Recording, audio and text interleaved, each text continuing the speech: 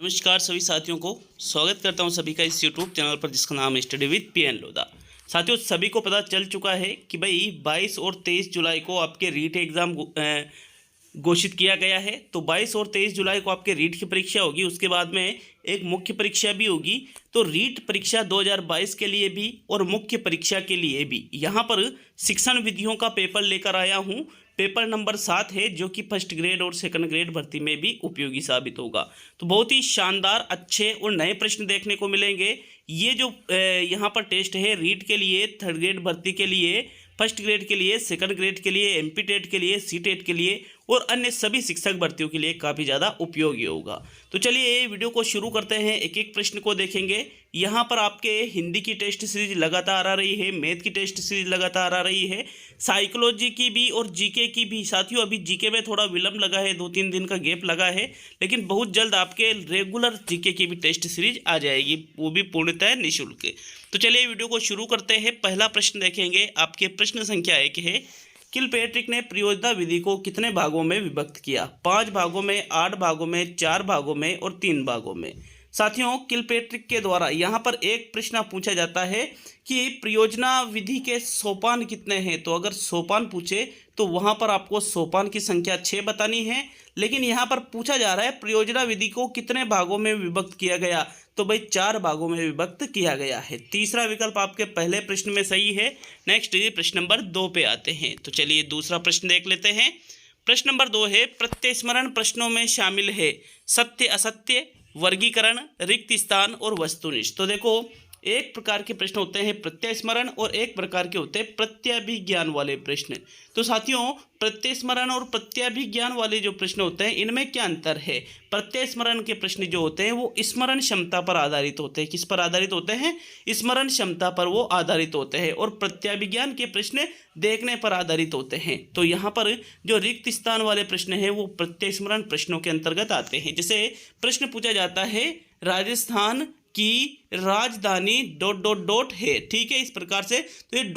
जो रिक्त स्थान है इसमें क्या आएगा? आपको याद होना चाहिए। तो फिर आप सोचेंगे कि यार राजस्थान की राजधानी क्या है? जयपुर है। तो फिर आप यहाँ पर कि भाई इसका आंसर जयपुर होगा। तो ऐसा जो प्रश्न है वो रिक्त स्थान वाला प्रत्यस्मरण प्रश्नों पर आधारित होता है। तीसरा विकल्प आपके दूसरे प्रश्न में सही है। नेक्स्ट प्रश्न नंबर 3 पे आएंगे। तो तीसरा प्रश्न है, प्राथमिक स्तर पर विज्ञान शिक्षण में विज्ञान प्रदर्शनी का उपयोग करने से बालक में विकास होता है। किसका? तर्क शक्ति का, स्मरण शक्ति का, वैज्ञानिक शक्ति का, अवलोकन शक्ति का। बहुत ही महत्वपूर्ण प्रश्न है, एक तरह से कंफ्यूज करने वाला प्रश्न है। इस प्रश्न के लिए एक बार तो आप नीचे कमेंट में आप अपने विचार जरूर दीजिएगा। यहाँ पर मैं आपको अपना तर्क दे रहा हूँ।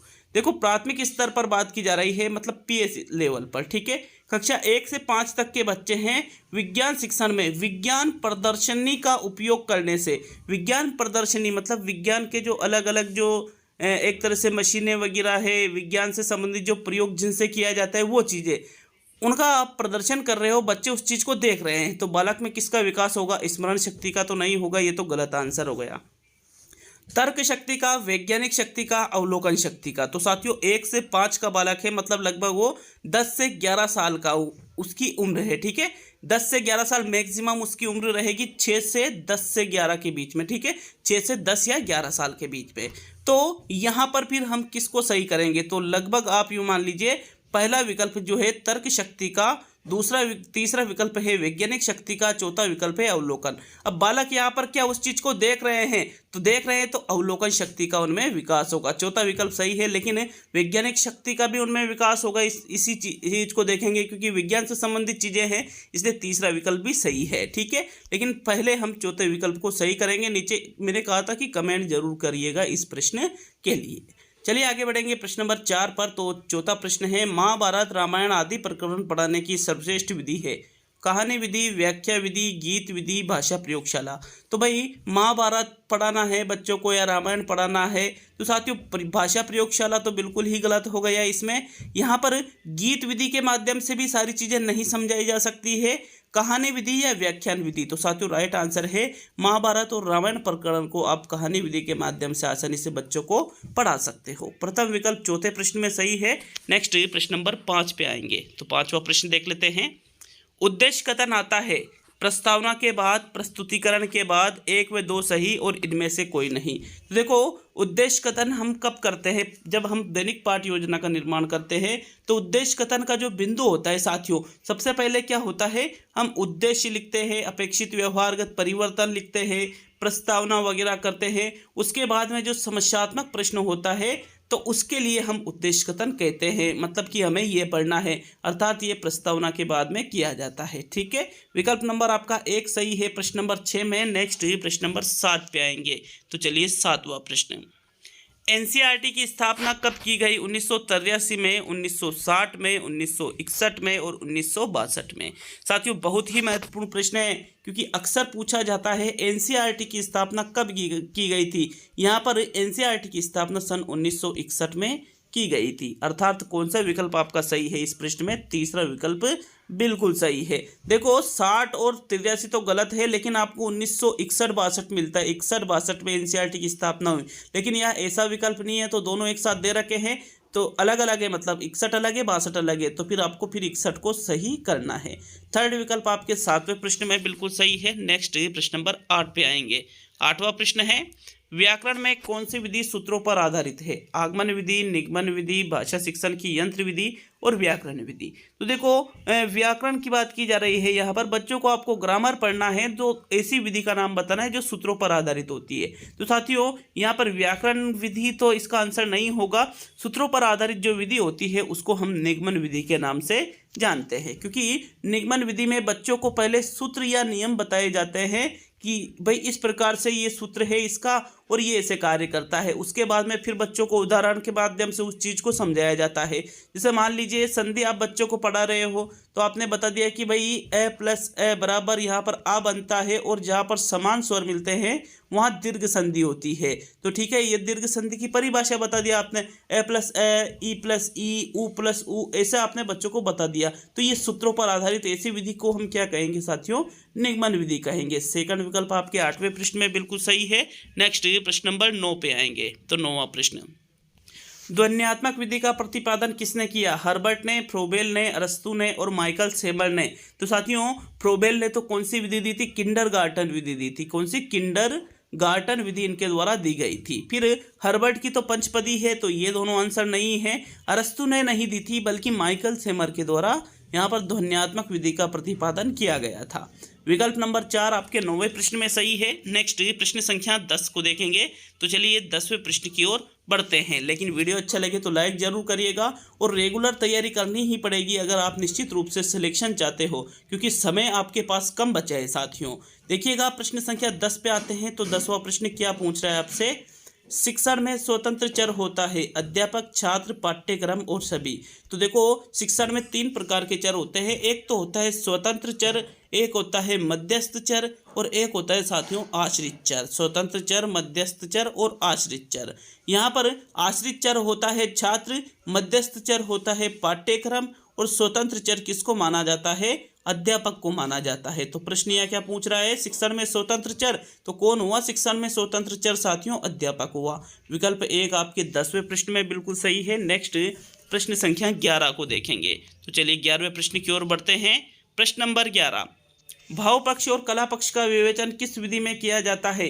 व्याकरण विधि में, समीक्षा विधि में, प्रयोगशाला विधि में, आगमन विधि में। साथियों, आगमन विधि तो लगभग व्याकरण शिक्षण पर आधारित विधि होती है, और व्याकरण विधि भी इसका आंसर गलत हो गया। प्रयोगशाला विधि में भाव पक्ष और कला पक्ष का नहीं, बल्कि प्रयोगशाला में तो प्रयोग किए जाते हैं, तो ये भी आपका आंसर नहीं है। अर्थात कौन सा विकल्प सही रहेगा आपके 11वें प्रश्न में? दूसरा विकल्प बिल्कुल सही रहेगा। समीक्षा विधि में भाव पक्ष और कला पक्ष का विवेचन किया जाता है। विकल्प नंबर आपका 2 सही है 11वें प्रश्न में। नेक्स्ट आते हैं प्रश्न नंबर 12 पर। तो 12वां प्रश्न, एक बालक पाठ्य वस्तुओं का वर्गीकरण कर लेता है, किस उद्देश्य की पूर्ति करता है? ज्ञानात्मक, कौशलात्मक, सृजनात्मक, अवबोधात्मक। तो जहाँ पर भी मैंने आपको 10 बार क्या, मैंने आपको 50 बार बता रखा है, जहाँ पर भी तुलना करने की बात करें, वर्गीकरण करने की बात करें, वहाँ पर कौन से उद्देश्य की पूर्ति होती है? अवबोधात्मक उद्देश्य की पूर्ति होती है। तो चौथा विकल्प आपके 12वें प्रश्न में बिल्कुल सही है साथियों। नेक्स्ट आगे बढ़ेंगे प्रश्न नंबर 13 की ओर। तो चलिए 13वां प्रश्न देखते हैं, क्या पूछा जा रहा है आपसे 13वें प्रश्न में। प्रश्न संख्या 13 है, रेडियो की सीमा दूर करने का साधन है रेडियो, टेप रिकॉर्डर, लिंगुआफोन, ग्रामोफोन। भाई रेडियो की सीमा रेडियो के माध्यम से तो दूर नहीं होगी। रेडियो की सीमा मैंने आपको बता रखी है कि इसमें एक बार प्रोग्राम आता है, वो निश्चित समय पर ही आता है। अगर उस समय पर नहीं सुना तो फिर वो प्रोग्राम वापस नहीं सुन सकते। लेकिन टेप रिकॉर्डर के माध्यम से आप उस चीज़ को रिकॉर्ड करके कभी भी सुन सकते हो। अर्थात रेडियो की सीमा दूर करने का साधन क्या है? टेप रिकॉर्डर है। तो दूसरा विकल्प आपके 13वें प्रश्न में सही है। नेक्स्ट प्रश्न नंबर 14 को देखेंगे। तो साथियों अगले प्रश्न को देखेंगे। आपके अगला प्रश्न है 14वां। देखिए 14वां प्रश्न क्या पूछ रहा है आपसे, संपूर्ण पाठ योजना का दर्पण किसे कहा जाता है? प्रस्तावना को, मूल्यांकन को, प्रस्तुतिकरण को और उद्देश्य कथन को। 14वें प्रश्न का आपको सही उत्तर देना है। बताइएगा कौन सा विकल्प आपका इसमें सही रहेगा।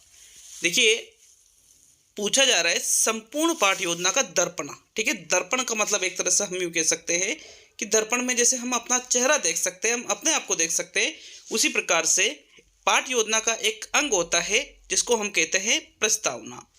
प्रस्तावना को ही संपूर्ण पाठ योजना का दर्पण कहा जाता है साथियों, क्योंकि प्रस्तावना में ही हमें ये पता चल जाता है कि आखिर हम आगे क्या पढ़ेंगे। तो विकल्प नंबर आपका 1 14वें प्रश्न में बिल्कुल सही है। नेक्स्ट आगे बढ़ेंगे प्रश्न संख्या 15 की ओर। तो चलिए 15वां प्रश्न देखते हैं। आपके प्रश्न नंबर 15, अनुभव शंकु सबसे पहले किसने दिया? John Dewey, Kilpatrick, Edgar Dale और रूसो। तो साथियों अनुभव शंकु सबसे पहले किसके द्वारा दिया गया है? आपको प्रश्न संख्या 15 में ये बताना है। देखिएगा 15वें प्रश्न में जो आपका सही उत्तर है वो रहेगा अनुभव शंकु सबसे पहले एडगर डेल के द्वारा प्रस्तुत किया गया था। अनुभव शंकु जिसको कोन ऑफ एक्सपीरियंस के नाम से भी जानते हैं, कोन ऑफ एक्सपीरियंस के नाम से भी जानते हैं साथियों इसको। तो ये एडगर डेल के द्वारा ही दिया गया है। इसमें इन्होंने बताया है कि किस प्रकार से हम चीज़ों को सीखते हैं, कैसे कैसे हमारी ज्ञानेंद्रियाँ सक्रिय रहती है कि भाई एक ज्ञानेंद्रिय हमारी सक्रिय है तो उससे कितना सीखेंगे, एक से अधिक ज्ञानेंद्रियाँ सक्रिय है तो उससे कितना सीखेंगे, प्रत्यक्ष अनुभव से हम किसी भी चीज़ को कितना सीख पाते हैं, कितना याद रख पाते हैं, ये सारी चीज़ें इन्होंने अपने कोन ऑफ एक्सपीरियंस या अनुभव शंकु में बताई है। तो थर्ड विकल्प आपके 15वें प्रश्न में सही है। नेक्स्ट बढ़ेंगे प्रश्न नंबर 16 पर। तो चलिए 16वां प्रश्न देख लेते हैं साथियों। आपके प्रश्न नंबर 16, सामाजिक अध्ययन शिक्षण का प्रमुख उद्देश्य है बालक को परीक्षा में पास कराना, बालक का सामाजिकरण करना, बालक को समाज का ज्ञान देना और बालक को भाषण देना सिखाना। बच्चों को हम सामाजिक अध्ययन पढ़ाते हैं, आखिर उसका उद्देश्य क्या है? आपसे ये पूछा जा रहा है प्रश्न नंबर 16 में। तो साथियों देखिएगा प्रश्न संख्या 16 का जो सही उत्तर है पहले विकल्प को देखते हैं, बालक को परीक्षा में पास कराना। भाई परीक्षा में पास कराने के लिए सामाजिक अध्ययन पढ़ाई जाती है ऐसा नहीं है, क्योंकि इसका उद्देश्य सिर्फ परीक्षा में पास कराना ही नहीं होता है।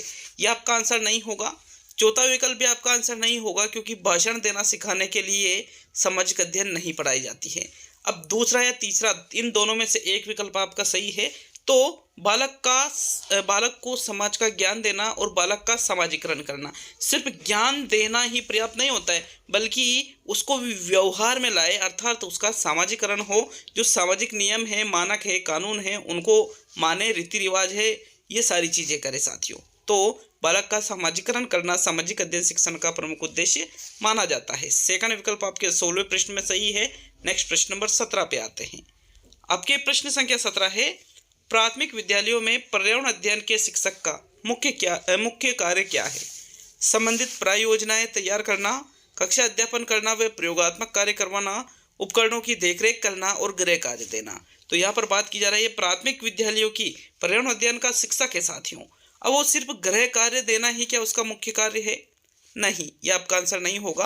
हालांकि गृह कार्य देना भी उसका कार्य है, लेकिन गृह इस प्रकार से, ठीक है, लेकिन गृह कार्य देना ही मुख्य कार्य नहीं माना जाएगा। उपकरणों की देखरेख करना ही उसका मुख्य कार्य नहीं होता है। पहला या दूसरा कौन सा कार्य उसका मुख्य कार्यों में आएगा? तो प्रश्न संख्या 17 में आपके जो सही उत्तर है पहले दूसरे में से साथियों आपका सेकंड विकल्प सही है। एक तो पर्यावरण अध्ययन के शिक्षक का मुख्य कार्य क्या है प्राथमिक विद्यालयों में, कि एक तो वो कक्षा अध्यापन कराएगा, मतलब बच्चों को पढ़ाएगा कक्षा में, उसके अलावा वो प्रयोगात्मक कार्य भी करवाएगा, जो किताबों में दे रखे हैं वो सारी चीज़ें। तो दूसरा विकल्प आपके 17वें प्रश्न में बिल्कुल सही है। नेक्स्ट प्रश्न नंबर 18 को देखेंगे। 18वां प्रश्न है, मौन वचन का उद्देश्य है क्या है? शिक्षक का कार्य कम करना, कक्षा को शांत रखना, विषय की ग्रहण शक्ति को बढ़ाना और विषय वस्तु को रटना। भाई मौन वाचन मतलब मन ही मन बिना होठों को हिलाए जो वाचन किया जाता है उसको हम मौन वाचन कहते हैं। साथियों, शिक्षक के कार्य को कम करने का इसका कोई उद्देश्य नहीं है। कक्षा शांत भी रहती है लेकिन ये उद्देश्य नहीं है, बल्कि इसका उद्देश्य किसको माना जाता है? विषय की ग्रहण शक्ति को बढ़ाना। मतलब जो बच्चे जो चीज़ें पढ़ रहे हैं उसको और अच्छी तरह से सीख सके, उसको और अच्छी तरह से ग्रहण कर सके, ये मौन वाचन का मुख्य उद्देश्य है। तीसरा विकल्प आपके प्रश्न नंबर 18 में बिल्कुल सही है साथियों। विषय वस्तु को रटना नहीं है इसका आंसर। ठीक है, तो चलिए 19वें प्रश्न की ओर बढ़ते हैं। आपके प्रश्न नंबर 19 है, पाठ योजना में सबसे पहले आवश्यकता होती है मूल्यांकन प्रश्नों की, प्रस्तावना की, प्रस्तुतिकरण की और शिक्षण उद्देश्यों की। तो देखो, पाठ योजना जो हम बनाते हैं, पाठ योजना बनाई हमने, ठीक है, उसके बाद में सबसे पहले हम क्या बनाएंगे? पाठ योजना बनाने से पहले हम क्या बनाएंगे? सबसे पहले आवश्यकता किसकी होगी? तो साथियों, यहाँ पर सबसे पहले हम मूल्यांकन के प्रश्न तो नहीं बनाएंगे भाई। सबसे पहले थोड़ी मूल्यांकन के प्रश्न तो बाद में बनते हैं सबसे, तो ये आपका आंसर नहीं होगा। प्रस्तावना भी शुरू में ही बनाते हैं। प्रस्तुतिकरण प्रस्तावना के बाद करते हैं, तो ये भी आपका आंसर गलत हो गया। शिक्षण उद्देश्य, तो साथियों दूसरा या चौथा विकल्प आपका इन दोनों में से एक सही रहेगा।